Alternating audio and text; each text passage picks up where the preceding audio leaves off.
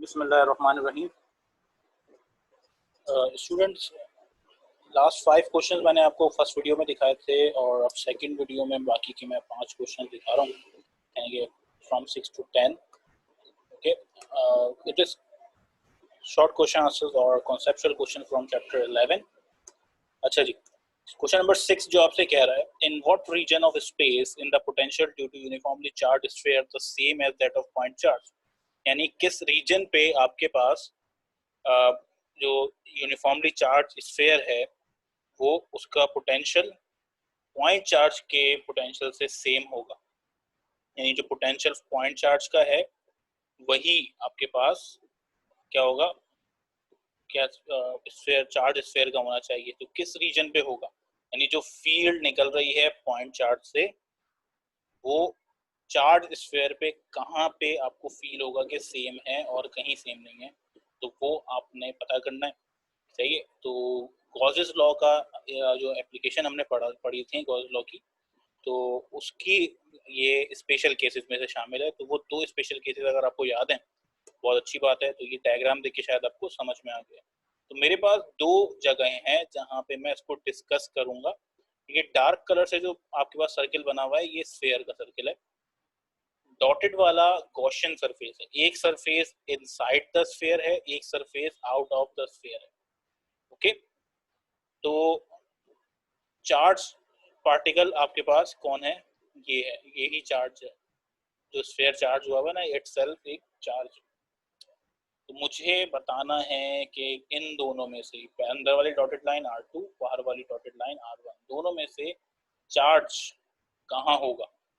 सही है। किसके ऊपर आपको पोटेंशियल क्या है, आपको सेम नजर आएगा पोटेंशियल, देख लेते हैं। तो electric potential due to uniformly charged sphere at point outside the sphere, this is ये dotted line वाली बात हो रही है, is like electric potential due to point charge, यानी कि जो आउटसाइड द स्फीयर है वो बिल्कुल ऐसा ही बिहेव करेगा जो आपके पास पॉइंट चार्ज या वो चार्ज स्फीयर के ऊपर चार्ज मौजूद है। Okay, whereas at a point inside the charge sphere is constant but similar to the point charge। Okay, जहाँ पे इनसाइड वाला स्फीयर है वो सिमिलर तो होगा, सही, कांस्टेंट तो होगा, लेकिन वो सिमिलर ही है पॉइंट चार्ज के। क्या मतलब, कि क्या बोलना चाह रहे हैं, इसको आप एक्सप्लेनेशन से समझ सकते हैं।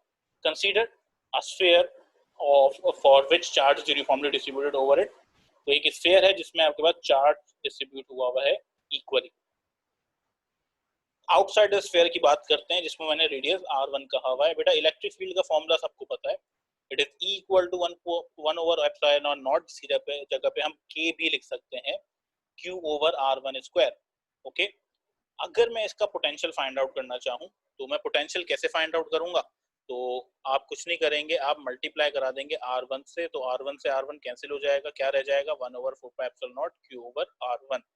तो आप गौर करें कि आपके पास पोटेंशियल वही आ रहा है जो आपके चार्ज का होगा। वजह क्या है, अगर मैं E से सिर्फ R का पोटेंशियल निकालूं, व्हाट इज R, R मतलब कैपिटल R का पोटेंशियल निकालूं, तो कैपिटल R का पोटेंशियल भी यही आएगा जो R1 का पोटेंशियल आया।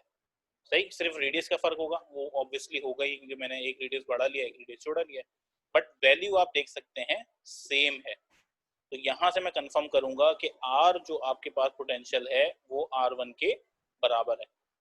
सही है, एक बात तो समझ में आ गई। इनसाइड द चार्ज स्फीयर, तो potential inside the charge sphere हो ही नहीं सकता।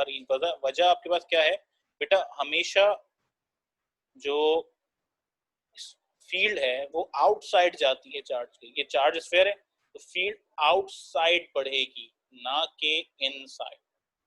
ओके, फील्ड हमेशा आउटसाइड बढ़ेगी ना कि इनसाइड। स्फीयर का सरफेस चार्ज है, स्फीयर के अंदरूनी से चार्ज नहीं है। ओके, तो क्या होगा, इनसाइड वाला तो कनेक्ट ही नहीं हो रहा फील्ड से, इसका मतलब जो अंदर वाला मैंने रीजन बनाया है उसके ऊपर तो फील्ड आ ही नहीं रही। तो फील्ड नहीं आ रही तो मैं कैसे इसको चार्ज, मैं कैसे कह सकता हूँ कि इसका पोटेंशियल कुछ सेम होगा कैपिटल R से, नहीं। तो पहला ही हिस्से में मैंने क्या कहा कि भाई यहाँ पे तो E ही 0 है। पहला हिस्सा आपको समझ में आ गया, E 0 है तो इसका मतलब चार्ज 0 है। अगर मैं वोल्टेज यानी कि पोटेंशियल डिफरेंस निकालने की कोशिश करूं तो अब आप E की जगह पे पुट क्या करेंगे, E की जगह पुट करने के लिए कुछ है ही नहीं, 0, तो वोल्टेज 0 हो जाएगा। जबकि आर का वोल्टेज जीरो नहीं है, आर का कुछ ना कुछ वोल्टेज होगा, जिसकी वजह से मैं कहूंगा कि potential is not same for R2 and R। सही है, इनके दरमियान में पोटेंशियल सेम नहीं है। ओके, तो ये रीजन आप लिख देना है बड़ी आसानी से और आपको नंबर इंशाल्लाह मिल जाएंगे इसके। क्वेश्चन नंबर 7 आपसे क्या कह रहा है, can the potential of non uniformly charge sphere be same as that of point charge, explain. यानी अगर मैं एक स्फीयर को नॉन यूनिफॉर्मली चार्ज करूं, मतलब अब इक्वली डिस्ट्रीब्यूटेड नहीं है चार्ज स्फीयर के ऊपर, इक्वली डिस्ट्रीब्यूटेड नहीं है।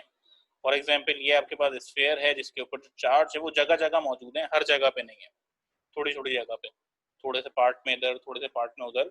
सही है, तो क्या ऐसा पॉसिबल है कि अगर मैं इसके बाहर एक गॉसियन सरफेस ड्रॉ करूं, फॉर एग्जांपल दिस, यानी कि मैं कहीं पे भी गॉसियन सरफेस बनाऊं, तो क्या उन दोनों का पोटेंशियल सेम हो सकता है या दोनों का चार्ज सेम हो सकता है?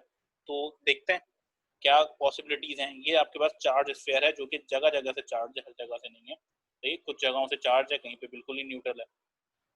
तो yes, the potential of non-uniformly charged sphere is same as that of point charge। सही है, जो पॉइंट चार्ज है आपके पास उस जैसा ही हो सकता है जो आपके पास यूनिफॉर्मली चार्ज स्फीयर है।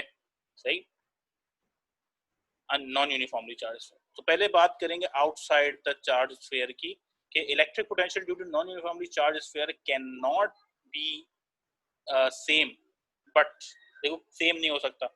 वजह क्या है, जहाँ पे चार्ज होगा वहीं से फील्ड निकलेगी, जहाँ पे नहीं होगा वहाँ पे फील्ड नहीं होगी, तो ऑब्वियसली सेम इफेक्ट उस पर भी पड़ेगा आपके फील्ड के ऊपर, आपके गॉसियन सरफेस के ऊपर। But in special cases like our point is far from the sphere, यानी कि मैंने कंसीडर करा कि मेरे पास जो गॉसियन सरफेस है या वो गॉसियन पॉइंट जो मैंने लिया है वो बहुत दूर है, इससे बहुत दूर है आपके इस चार्ज स्फीयर से।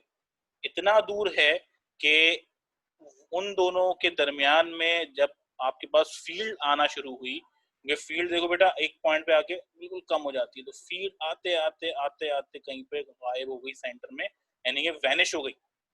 या कह सकता हूँ कि उस पॉइंट इतने दूर मैंने बनाया कि वहां तक फील्ड जाते आते जीरो हो चुकी है। सही, तो मैं ये कहूंगा कि किसी एक पॉइंट पे आकर आपके पास फील्ड किसके बराबर हो जाएगी, क्योंकि भाई फील्ड किसकी जीरो हो गई, चार्ज की।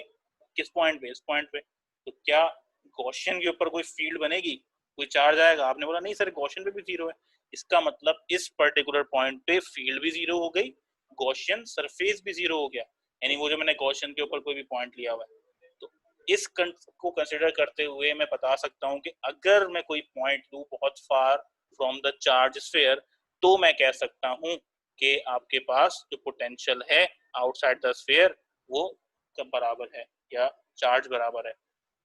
जस्ट लाइक अगर मैं कहूँ कि point inside the non uniform distribution on sphere जो है वो भी इक्वल है। वो कब होगा?